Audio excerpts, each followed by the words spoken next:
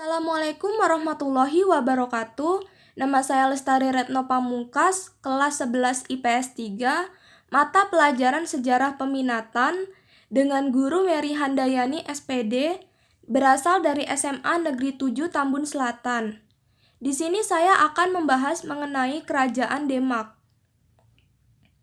Latar belakang berdirinya Kerajaan Demak. Berdirinya Kerajaan Demak dilatar belakangi oleh melemahnya pemerintahan Kerajaan Majapahit atas daerah-daerah pesisir utara Pulau Jawa.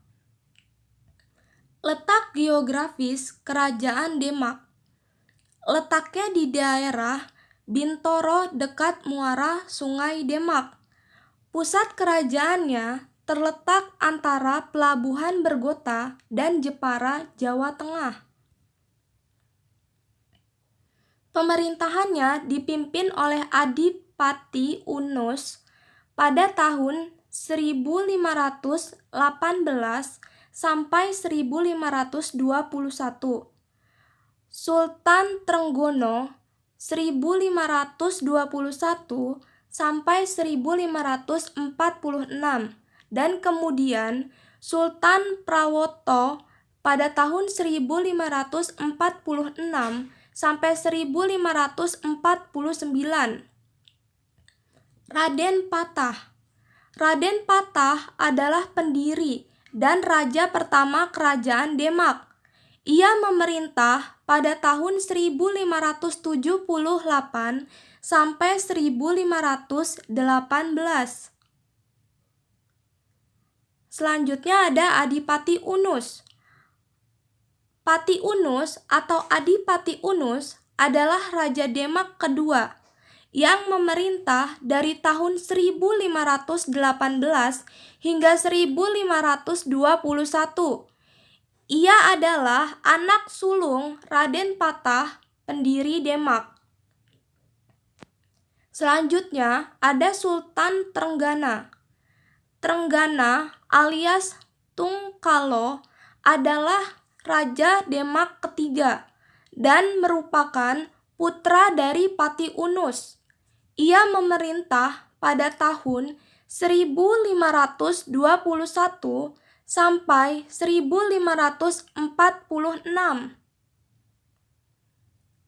Selanjutnya ada kehidupan ekonomi.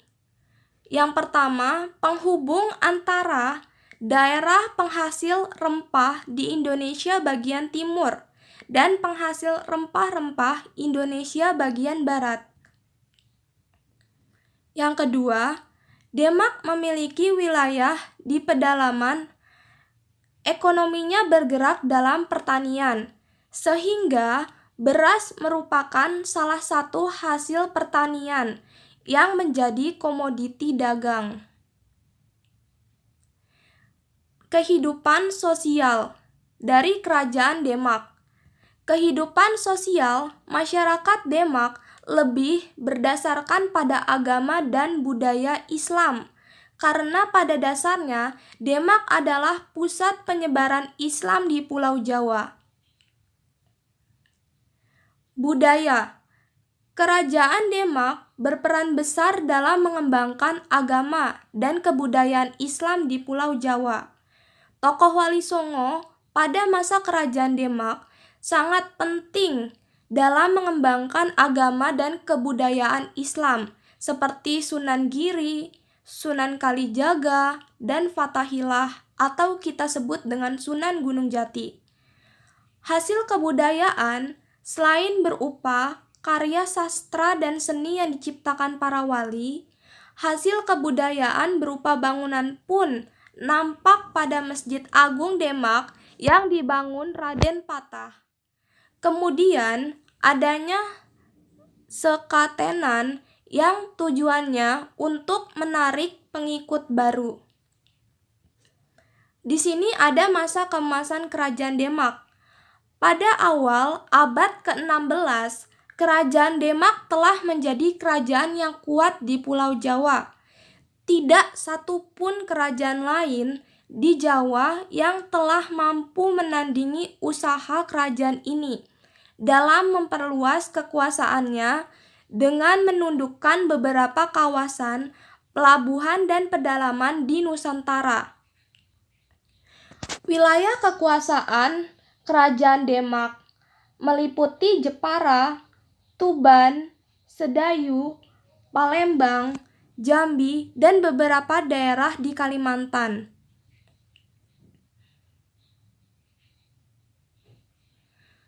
Pada tahun 1554,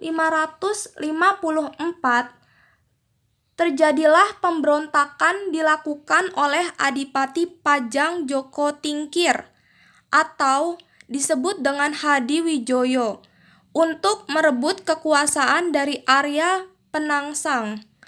Dalam peristiwa ini, Arya Penangsang dibunuh oleh Sutawijaya, anak angkat Joko Tingkir.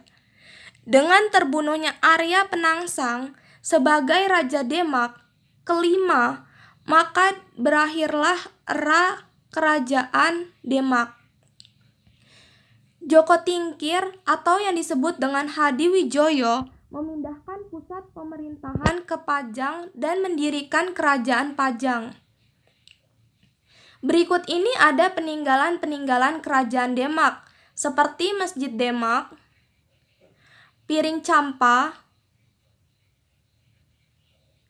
Pintu Bledek atau Pintu Petir, Saka Tatal, Beduk atau Kentongan, Dampar Kencana. Atas perhatiannya, terima kasih.